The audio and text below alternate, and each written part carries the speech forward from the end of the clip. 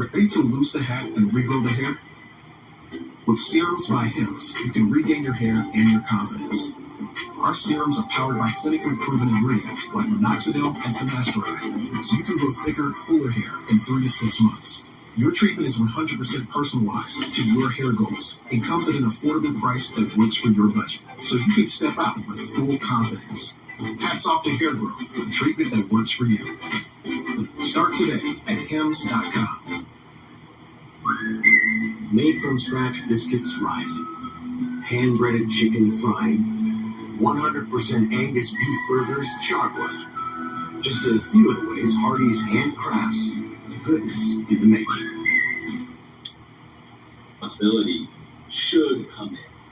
You do not, as a law firm, I mean, it's the old saying, it might be, Paul Weiss today, but it could be Sullivan Cromwell tomorrow.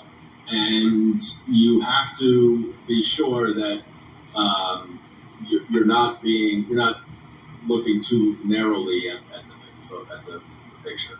While I've got you just for a few more minutes, I've got to turn to the most recent executive order because it is a breathtakingly sweeping assertion of executive power that he simply does not have. I mean, I guess you might say, welcome to all of his executive orders. But the idea that the President of the United States thinks he can essentially restructure our elections, he can essentially aggregate to himself power that belongs in the Constitution itself to the states and to Congress by name, Congress, that he can aggregate, he can say, I am going to decide what the election rules are.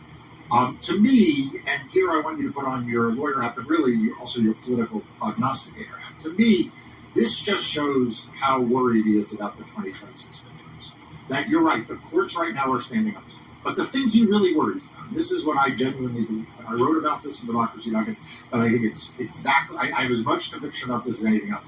He is worried the Democrats can retake the House in 2026. And it is one thing for Jim Jordan to have a gavel. It's one thing for Andy Biggs to have a gavel. It is a whole other kettle of fish for Jamie Raskin and Dan Goldman to have gavels. It is a whole other kettle of fish if you guys are in a position to do oversight or to set or to enact legislation, to send, to move legislation forward. And so to me, he is brittle. He is weak in the area of elections because he knows that what he's doing right now is not popular. He knows that, you look at the recent election for state legislature in Pennsylvania, where a Democrat won in a seat that Democrats have not won in over a century. And he is afraid. And so what he is trying to do is to, he's always been an election buyer, he's always been a vote suppressor, but that he is trying to lay the groundwork now to try to make it harder to vote going into 2026, make it easier for Republicans to hold power in the midterms, and I wonder if that's your perspective on this executive order, or you just think it's just another Donald Trump. I call this executive order performance art. It doesn't read like a legal document. It doesn't read like it reads like it's just like he dictated it and it got put on paper. Well, in our last discussion about law firms, you made the point you thought it was a little bit more nefarious and a little bit deeper than what I was saying. I'm going to flip that on its head with you. I think this has less to do with the 2026 elections and is much more consistent and in line with what is very clearly an effort for Donald Trump to take over the federal government. And you can call it a dictatorship, you can call it authoritarianism, you can call it, tyrannicism, fascism, whatever you want. But the idea is that Donald Trump is trying to absolutely eliminate our democracy. And I'm sure some of your listeners are going to go, oh, well, this is so, let's not overstate it, let's not do it. Well, let's take a look at the things that he's done. First of all, pardon every single January 6th offender. He has now created every single one of them. Every one of them, right? The ones who assaulted cops, all of them. I mean, there were about 500 who were convicted either because they admitted it or a jury found them guilty of assaulting law enforcement officers from the party that ostensibly is all about law enforcement and backing the blue. But what that did is it created a violent militia that will operate at the direction of Donald Trump. He then installed the most unqualified, unmeritorious, the irony of hearing Pete Hegseth say that the Department of Defense is going to focus just on merit-based hiring when he is so far and away the most unqualified Secretary of Defense ever. It burns me up. But he puts in these hacks, these lackeys, who he knows are totally beholden to him, and that's their only qualification, to take over the FBI, to take over our national intelligence, to take over our Department of Defense. Okay, so now he's got all the powerful vessels of government at his control. So what else? Well, there are independent inspectors general at a lot of these agencies who can cause some problems for him because they are removed from the political appointees of those agencies. Let's just fire all of them. Oh, and then the one that we didn't fire, who actually came out with a report that was critical, I don't like that report, I'm going to fire him. Okay, now they're going after judges. He is going after every single form of accountability and democracy. And what he is laying the foundation for is a complete usurpation of power. He threatens senators with primaries, with Elon Musk putting hundreds of millions of dollars in order for them to vote against their own knowledge and instincts to support his unqualified candidates. Congress has just completely caved in, given all Article 1 power, all congressional authority over to Trump. And that's why he's going after the judiciary. It's the last check. But so this is just yet another step in his effort he's not going to declare himself a dictator. He's going to try to do exactly what Vladimir Putin has done. There still are ostensibly elections in Russia. Yep. Right? But they're bogus. We know that. And so that's what he is laying the foundation to try to do. And even if he knows that this executive order is completely lawless, is completely baseless, and is far outside of his authority, what he has realized from other executive orders, that some of which we discussed, is that even if there's no basis in law for him to do it, he can intimidate people to submit to his will. And so you'll go to court on this executive order. A lot of other people will go to court, and the law is on your side. But even if you win, he has sent a message, and he has laid down a marker that he's coming after the people who administer our elections. And it may not be as drastic as what his executive order says, but he is going to chip away at our elections because he just simply does not want to face the voters. And that's why I think he is pushing forward with such an outrageous executive order.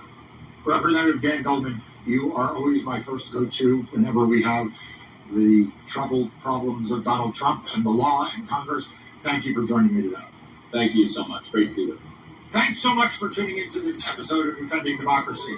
Please stay informed on the latest voting rights and democracy news by signing up to our free newsletters. We'll see you next time.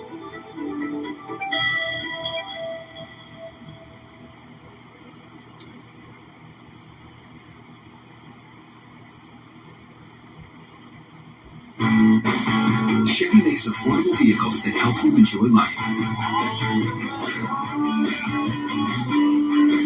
Enjoy endless possibilities and your new Chevy. Chevrolet, together let's drive. Mother's Day is definitely set apart from any other holiday. I love that my daughter could watch me dip strawberries for Shari's Berries. It brings me so much joy to watch her truly love what she does when she's here. I think chocolate covered strawberries is a universal symbol of love and appreciation because not only does it taste good, but it's the best way to tell someone I love you.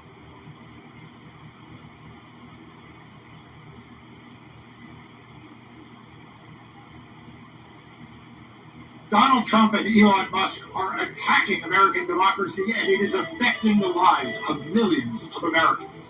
New Jersey Senator Andy Kim is here to share what he has heard from voters. Welcome back to Defending Democracy. I'm Mark Elias. Let's get started. Andy Kim, welcome to Defending Democracy. And thanks for having me, Mark. You know, Senator, I didn't set it up this way. I could not possibly have done it, but we are recording this literally while Senator Booker, your co-senator, or the other senator from New Jersey, is speaking on the Senate floor. And I saw you took the opportunity to join him for a portion of that. So tell me what that was like, and why, other than solidarity from two senators from the same state, you know, why you did and what your message was. Yeah, I am so proud of Senator Booker for what he's doing. I took the 1 a.m. shift to just make sure that he's keeping the energy up, and I just really wanted to make sure that he's successful here, because what he's trying to do is really try to get the American people's attention to just the lawlessness that's happening right now, the challenges that we're seeing, that just making clear that people know that this is not normal, that this is not how government works.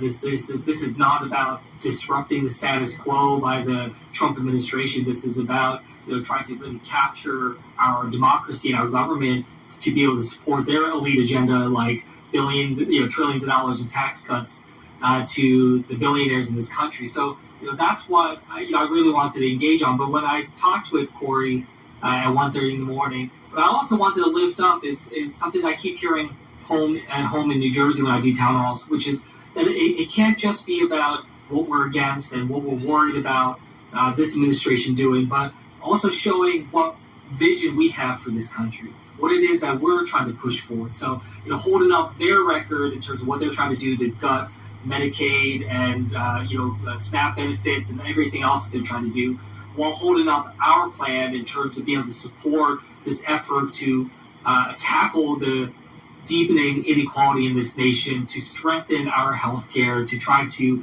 make sure that Social Security is protected and solvent for generations to come. Those are the types of things that can really galvanize people, both in terms of what we're standing up against, but you also got to show what you're fighting to be able to put into place and the vision that you have.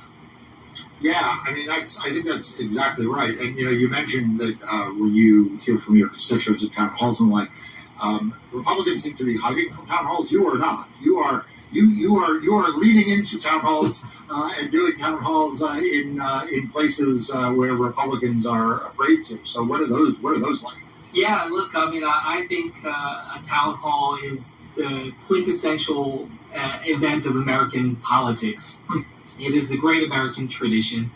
And I keep saying at these town halls, I say, our democracy doesn't just exist down at the Capitol building down in D.C. It's right here. It's right here in Bricktown, Ocean County, New Jersey. It's, right here in Egg Harbor or, other parts of New Jersey. And, I think that that's important, because I think right now people feel so distant from democracy, so distant from their elected leaders. And that distance breeds distrust. And look, I mean, I don't have to tell you, we live in the time of the greatest amount of distrust in government in modern American history. So, the town halls are a way to show your constituents that you respect them. You are literally going to them and meeting them where they're at. And I think that that's important. And it's also important for them to see that you're not afraid, that you understand. Like I often say, I stand up and I say, whether you voted for me or not, you're my boss. My job is to serve you to the best of my ability. And sure, they can get tough, and I get asked tough questions. And I had someone wearing a MAGA hat there. I had others that are concerned about what next for the Democratic Party. I get it, but